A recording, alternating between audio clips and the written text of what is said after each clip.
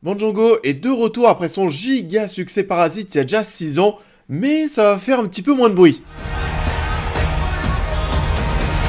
Are you afraid to die? This time I wasn't scared.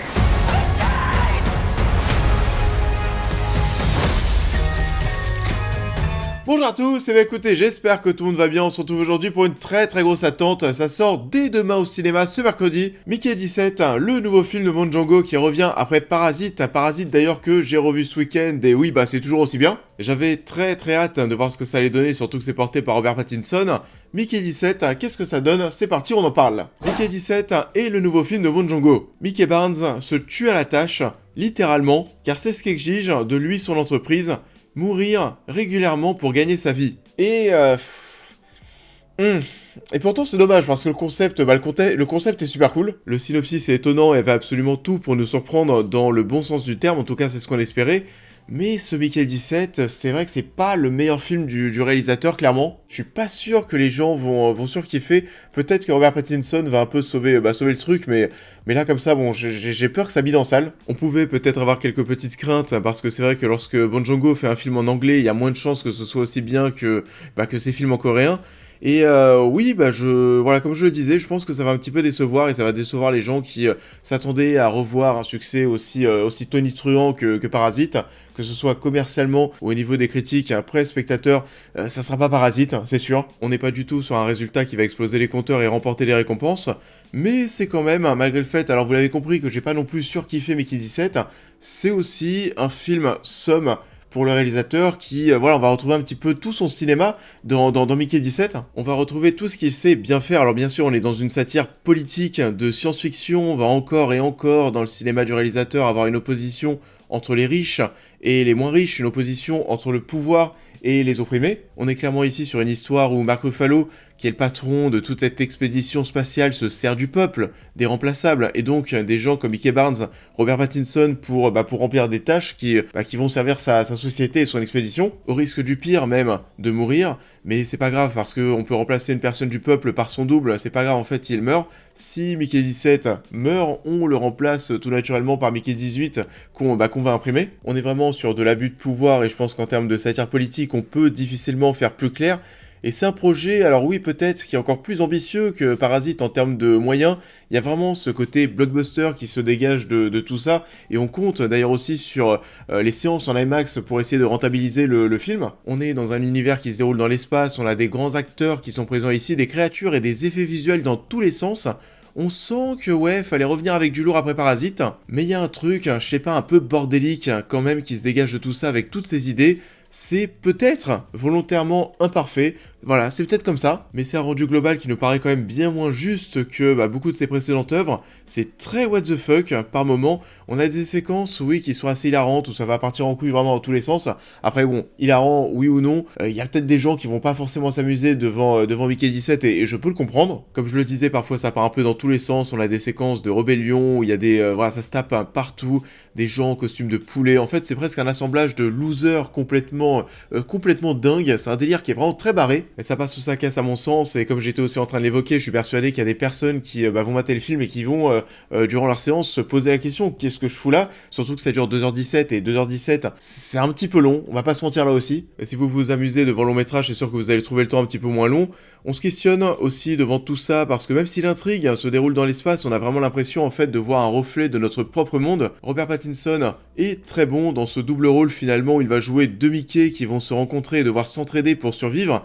Il a vraiment une dégaine de personnage dépressif, doux, crétin. Et c'est quelqu'un, ce Mickey 17, qui s'ouvre énormément et qui a une manière de s'exprimer tel un adolescent encore en quête d'identité, c'est assez drôle à suivre. Et on a Mickey 18, qui est bien plus révolté et combatif. Mickey 18, c'est la version de Robert Pattinson en mode I'm Vengeance. I'm vengeance. On le retrouve ici dans deux rôles différents et Robert Pattinson s'en tire très bien.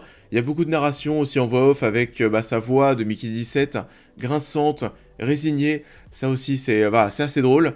Mark Ruffalo étant roue libre, total, comme on aime le voir, lui aussi avec une manière de s'exprimer absolument folle en mode leader fasciste, fou qui veut coloniser une planète. C'est un mix en fait entre Elon Musk et son obsession pour l'espace, et il a aussi ce côté très théâtral, ce côté homme de la télévision, bien sûr qui nous fait penser à Donald Trump. Voilà, c'est un mix entre Musk et Trump. Single one of you will be remembered throughout history. Et c'est en mode grosse caricature et c'est toujours un kiff de retrouver Mark Ruffalo, il est bon à chaque fois. On a Toni Collette, de même, qui joue sa compagne et qui est obsédée par la gastronomie, personnage absolument fou pareil. Anna Maria Bartolomei aussi d'ailleurs, qu'on a vu dans Le Comte de Monte Cristo l'an dernier, elle est présente ici entre son rôle dans Monte Cristo et Mickey 17. Je pense que c'est bon, sa carrière va prendre un sacré tournant. Et on parle beaucoup de lutte des classes depuis le début, et je vous disais que Mickey 17 avait un peu le visage d'un film somme pour le réalisateur. Pourquoi ça? Parce que oui, ce côté lutte des classes, il est présent ici, comme dans Snowpiercer ou Parasite par exemple, mais aussi le thème de l'antispécisme, la libération de l'animal ou des créatures d'ailleurs, et ça on pouvait l'évoquer dans The Host ou dans Okja. Et donc, on a de même ce discours pro-environnemental et pro-animal, parce qu'ici on va se rendre compte que la planète qu'on veut coloniser est peuplée de rampants, je crois que c'est comme ça qu'on les appelle, de différentes tailles, il y a des petits, il y a des gros, donc oui, des adultes, des enfants, bon, un petit peu comme nous. Et j'avais un peu peur sur ce point, j'avais peur après avoir vu la bande-annonce que ça fasse too much, en plus du concept assez fou d'abus de pouvoir avec les remplaçables et les Mickey qui sont exploités dans tous les sens. J'avais peur à propos de la présence des créatures, mais en fait ça va, ça passe bien. C'est à l'image du film en soi. On parle de tout ce dont aime le réalisateur, c'est un projet qui regroupe tout le cinéma de Bong Joon-ho encore une fois. Paradoxalement, et on imaginait très bien qu'on allait partir dans cette direction, ces créatures vont donner plus d'humanité à cette histoire que les humains eux-mêmes. Donc oui, c'est vrai, même si j'avais un peu peur sur ce point, en fait ça passe et ça va même rendre encore plus les personnages, vous savez, de Mark Ruffalo, de Toni Collette, de ces personnages d'humains encore plus caricaturaux et encore plus dingues, encore plus tarés. En plus, les effets spéciaux pour ces créatures, c'était plutôt bien foutu, donc c'est bon, on accepte. Et donc oui, on va voir ce que ça va donner en termes de critique, en termes de box-office.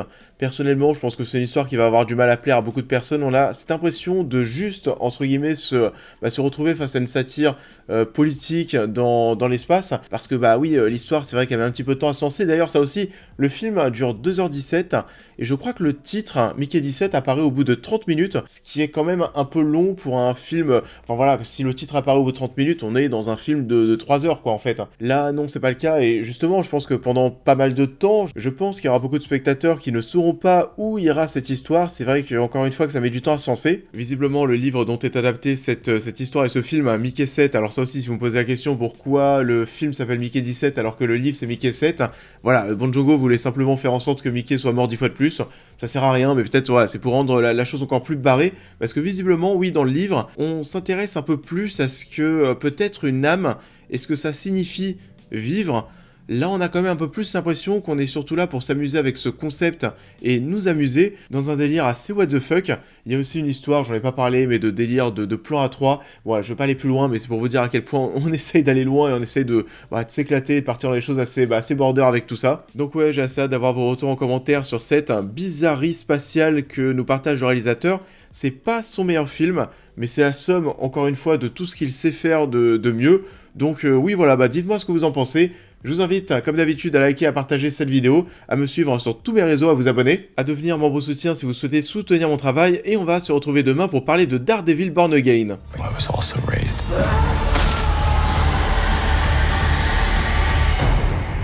to believe in retribution. Daredevil Born Again, ça débarque demain sur Disney+, avec ses 2 premiers épisodes que j'ai déjà vus. Et j'ai très hâte de vous en parler, surtout que j'étais assez fan de la série Daredevil qui était présente sur Netflix. Et c'est peut-être même le projet du MCU que j'attends le plus en cette année 2025. On en parle très bientôt. Je vous souhaite à tous une très belle fin de journée et je vous dis à très vite.